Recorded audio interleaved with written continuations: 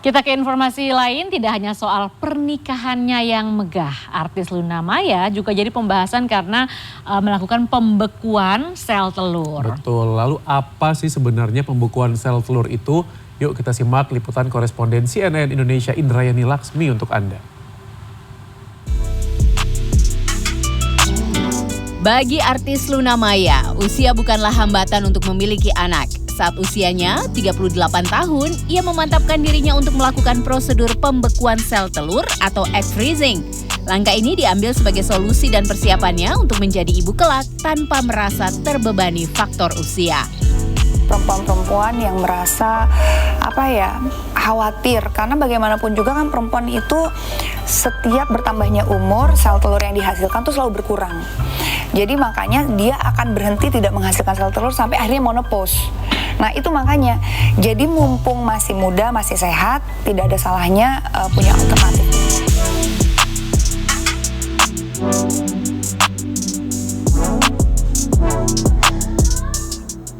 Tindakan serupa juga dilakukan Priscilla Ketzia. Perempuan berusia 26 tahun ini pada 2020 dan 2021 lalu menjalani prosedur egg freezing di usianya yang baru menginjak 21 tahun.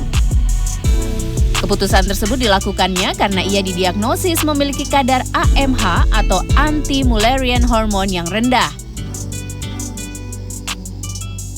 Berarti sebenarnya konotasi diagnosa low AMH itu karena saya udah terlahir dengan jumlah telur yang lebih sedikit, ya kemungkinan saya ada menopause early, terus ya pasti susah punya anak gitu.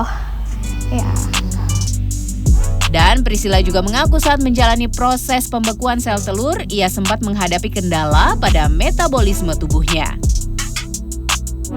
Efeknya sebenarnya lumayan temporary sih, cuman kita nggak bisa bohong, namanya kena hormon yang begitu banyak dalam waktu yang sesingkat-singkatnya, pasti kita ngerasa itu udah merusak metabolisme kita.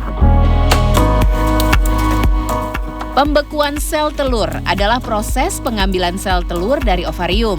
Sel telur kemudian dibekukan dengan teknologi khusus agar dapat disimpan dalam waktu lama.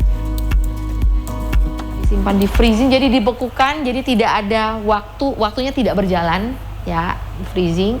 Suatu saat dia mau hamil, tinggal dilelehkan kembali, dijadikan satu dengan sperma, berarti dari suaminya, dikembangkan menjadi suatu embrio atau calon bayi, dimasukkan kembali ke ibunya.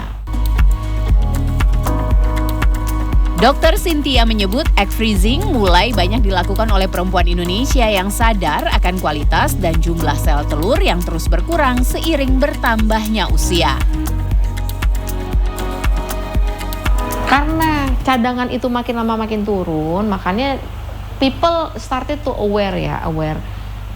Nggak mudah mencari jodoh pastinya untuk beberapa perempuan. Sehingga mereka pikir, oh kalau seandainya makin tua, kualitasnya makin turun, kuantitasnya makin turun, kesempatan hamilnya makin turun. Makanya mereka berpikir, ada cara nggak sih untuk kita tuh menyelamatkan telur-telur kita. Ternyata bisa dengan yang namanya oocyte freezing atau telur itu. Perempuan saat dilahirkan memiliki 1-2 juta sel telur. Namun jumlah ini terus berkurang saat pubertas dan saat dewasa. Biaya untuk satu siklus pembekuan sel telur mencapai puluhan juta rupiah. Jumlah ini belum termasuk biaya penyimpanan sel telur dalam jangka panjang.